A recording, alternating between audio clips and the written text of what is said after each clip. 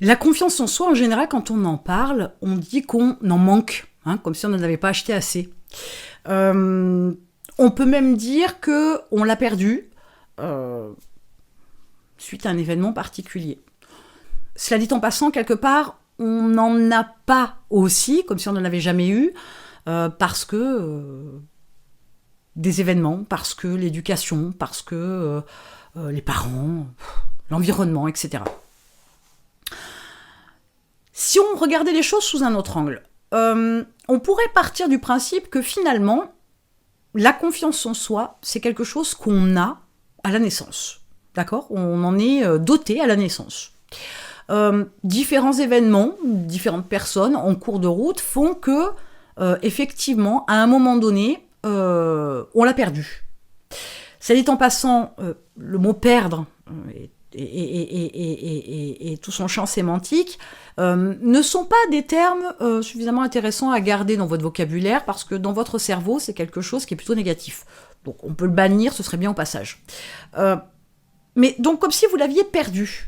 D'accord ? Donc si vous l'avez perdu, c'est que vous l'aviez déjà. Si vous êtes en manque, c'est que, accessoirement quand même, vous en avez un peu. Mais moi, je pars du principe que vous en avez toujours eu. Et que finalement, c'est pas perdu, c'est pas un manque, c'est planqué. Je m'explique. Un peu comme si vous l'aviez mis dans une boîte, la boîte cachée au fond d'un placard, le placard au fond d'une maison, d'un appartement, d'une cave, d'un grenier, ce que vous voulez, et vous vous souvenez plus où vous avez planqué la boîte.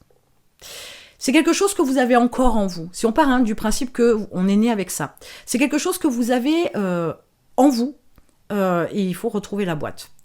Je vais prendre un exemple.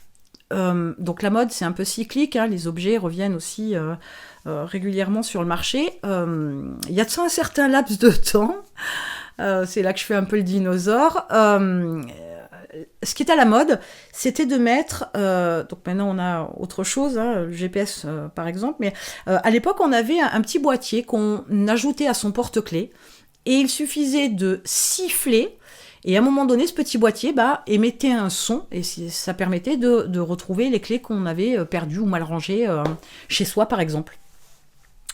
Eh bien, partez de cette image-là, et dites-vous que finalement c'est exactement la même chose.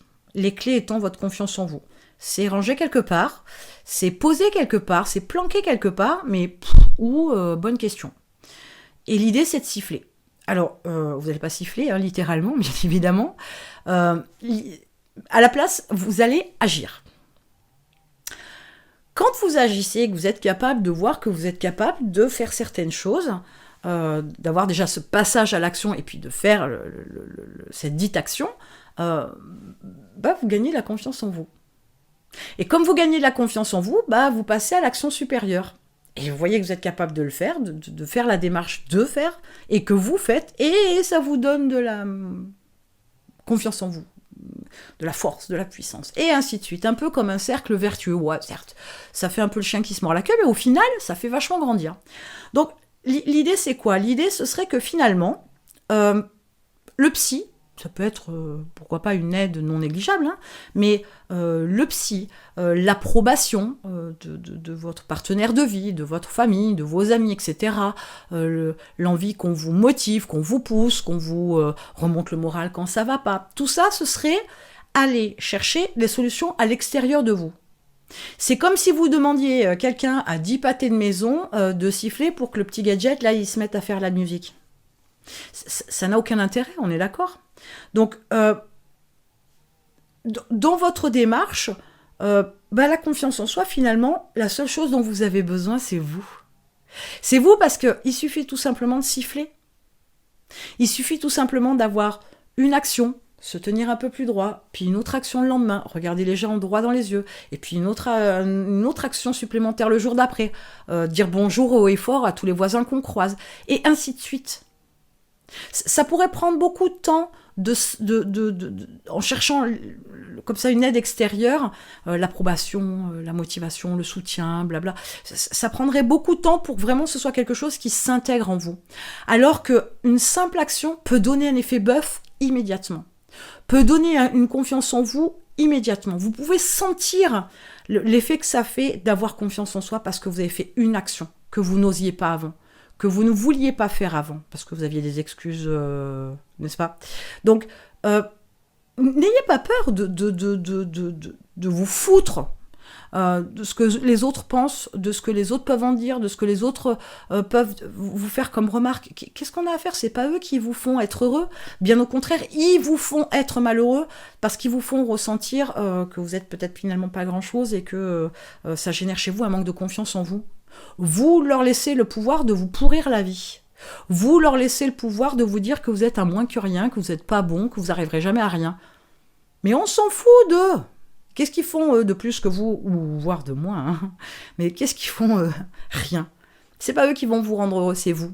Donc finalement, vous n'avez besoin que de vous. Vous avez besoin juste d'agir. Tous les jours, vous en faites un peu plus. Tous les jours, vous poussez le bouchon un peu plus loin. Tous les jours, vous osez les choses que vous n'osiez pas il y a une semaine en arrière. Mais ça peut, je vous l'ai dit tout à l'heure, je vous ai donné des exemples, c'est pas grand-chose. Mais ça suffit pour vous permettre de vous rapprocher de la boîte bien planquée dans laquelle se trouve votre confiance en vous. Dites-vous bien que c'est ce qui va vous permettre de développer un autre produit. C'est ce qui va vous permettre de créer une stratégie un peu différenciante. Quelquefois, pourquoi pas oser, hein. Il y a de nombreux exemples en termes de publicité, de pubs un peu décalées comme ça, et qui ont marqué les esprits. C'est non négligeable. Qu'on parle de bien en vous, en mal, peu importe, et qu'on parle de vous, c'est le principal. Tant qu'on parle de vous, c'est le principal. Donc, comprenez que c'est ce qui va vous faire tout oser. Et vous passez de la petite chose fragile, gna gna, comme ça, là, à l'homme qui a du charisme, qui a de la prestance, qui dégage quelque chose de particulier, qui attire comme ça. Et je ne parle pas de beauté physique, hein, qu'on soit bien d'accord. Hein. Je connais des hommes qui sont laids physiquement, on ne va pas dire très attractifs, mais qui ont un pouvoir d'attraction extraordinaire. Enfin, ils charment par tout un tas de choses qui n'est absolument pas leur physique. Hein. Il y a des gens qui... Mais on s'en fout du physique. Preuve en est, on s'en fout. Donc, l'idée étant que, voilà, c'est planqué, vous l'avez toujours eu, c'est planqué, il faut aller le chercher. Et ça ne passe que tout simplement que par vous, en ayant des petites actions au quotidien, de plus en plus osées. Vous verrez qu'en fait, finalement, les gens, ils s'en foutent de vous. Hein. Donc, de plus en plus osées pour... générer un peu plus de confiance en vous, alimenter cette partie-là de vous, et plus vous en faites, plus vous en avez. Plus vous en faites, et plus vous en avez. Et ça s'arrête jamais. Et c'est pas parce que vous allez arrêter d'agir que vous allez faire baisser votre taux de confiance en vous, hein, on est bien d'accord. Mais une fois que vous avez atteint un certain niveau, il y a un moment donné, vous verrez que vous vous en préoccuperez même plus. C'est un acquis, c'est là, et c'est comme ça, et vous n'aurez plus besoin de vous bousculer un petit peu. Mais finalement, comprenez que vous n'avez besoin que de vous. Vous n'avez besoin que d'agir. Ça ne tient pas à grand-chose. Finalement, la confiance en soi, plutôt simple d'en avoir, non? En attendant, je vous ai mis un lien dans la description. C'est un lien qui va vous mener à un programme pour avoir le contrôle de votre temps. À défaut de contrôler votre confiance en vous, le contrôle du temps, ça, vous pourrez le faire.